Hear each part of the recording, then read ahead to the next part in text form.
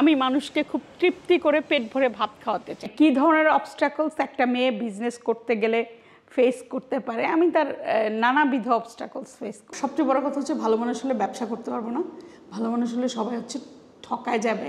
Business মানে হচ্ছে it's a process, it's a home. মানে আমাদের থিমই হচ্ছে হ্যাপিনেস ইজ হোমমেড।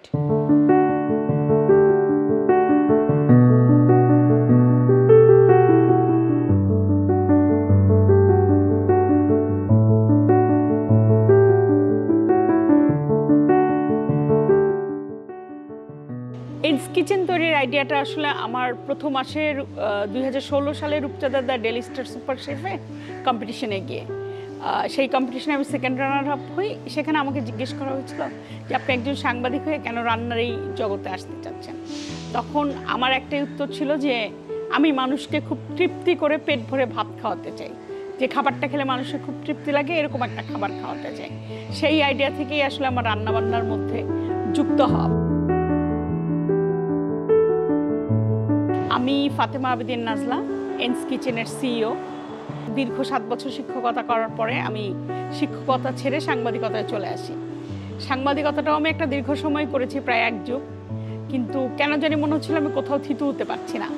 সবগুলো কাজ আমাকে সেইভাবে আনন্দ দিচ্ছে না যেভাবে আমি চাই। এবং খুব বেশি আনন্দের যে কাজটা এই মুহূর্তে আমি করছি সেটা হচ্ছে আমার এন্স কিচেন। এটা খুব নাইস একটা এক্সপিরিয়েন্স ছিল। আমরা তখন এন্স কিচেনটা যখন চালু করি তখন মাত্র 2টা স্টাফ ছিল, একদম হোম ক্যাটারিং। আমার বাসার ভিতরেই রান্না হবে, টুকটাক রান্না করে সবাইকে দেওয়া হবে। মার্চ মাসে তো একদম কোভিডের কারণে সব কিছু বন্ধ করে দেওয়া হলো। তো আমার তখন রেস্টুরেন্টের মানে ক্যাটারিংয়ের বয়স মাত্র 2 মাস। সব রেস্টুরেন্ট টপ টপ করে বন্ধ হচ্ছে। তখন আমার প্রথম মাথায় আসলো হোম ডেলিভারিটা আমরা তো চালু রাখতে পারি।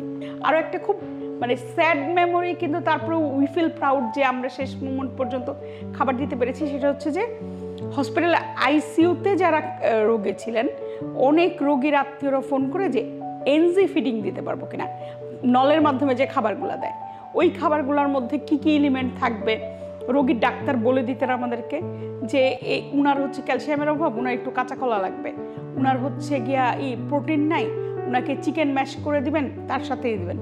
অসংখ্য এরকম রোগী আছে যাদেরকে আমরা হচ্ছে এইভাবে এনজি ফিডিং পাঠিয়েছি।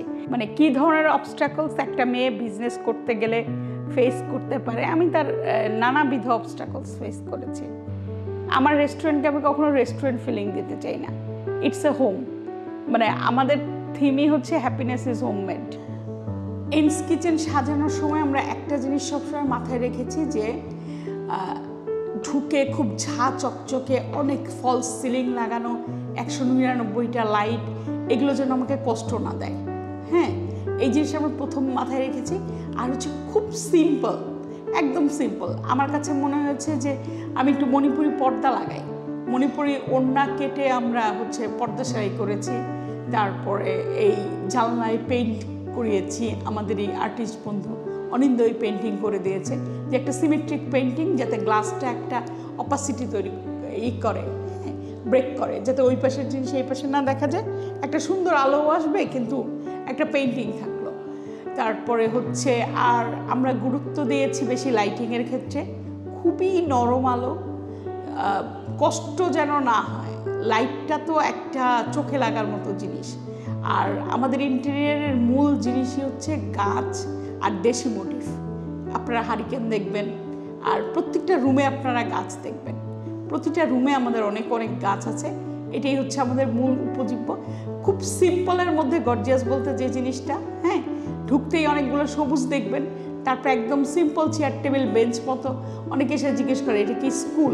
সে না, এটা স্কুল না, এটা খাবারের দোকান। হ্যাঁ, স্কুলের মতোই। তো এটাই হচ্ছে এন্স কিচেনের পুরো বিষয়টা। সবচেয়ে বড় কথা হচ্ছে ভালো মানুষ হলে ব্যবসা করতে পারবো না, ভালো মানুষ হলে সবাই হচ্ছে ঠকায় যাবে। এবং অসংখ্যবার ঠকে ঠকে তারপরে শিখেছি। অনেকে জিজ্ঞেস করে রান্না নিয়ে কেন লিখছো না, রেসিপির বই কেন লিখছো না। আসলে রেসিপির বই লেখা আমার কাজ না, এবং রান্নার গল্পটা বলা আমার কাজ। অবস্ট্রাকলস তো সব বিজনেসেই থাকে। আপনি যখন নিজে একটা প্রতিষ্ঠান করার চিন্তা করবেন, একটা কিছু ডেভেলপ করবেন, বাংলা একাডেমিতে আমাদের আরেকটা শাখা আছে এন্স কিচেনের, হ্যাঁ, ওদের ক্যান্টিনটা আমরা লিজ নিয়েছি। যখন ব্যবসা এক্সপান্ড করতে চাইবেন তখন আপনার ভালো অভিজ্ঞতার চেয়ে খারাপ অভিজ্ঞতা বেশি আসবে।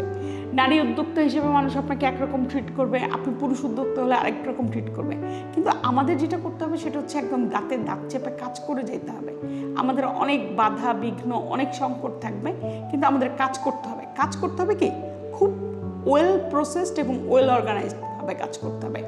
বিজনেস ডাজেন্ট মিনস আমি একটা ফেসবুক পেজ খুললাম, অনেকগুলো জিনিস একসাথে স্টক করলাম, ছবি তুললাম আর বিক্রি করলাম, নিজে ছবি তুললাম, 2টা গল্প বললাম। বিজনেস মানে হচ্ছে it's a process to enrich the country, enrich your self.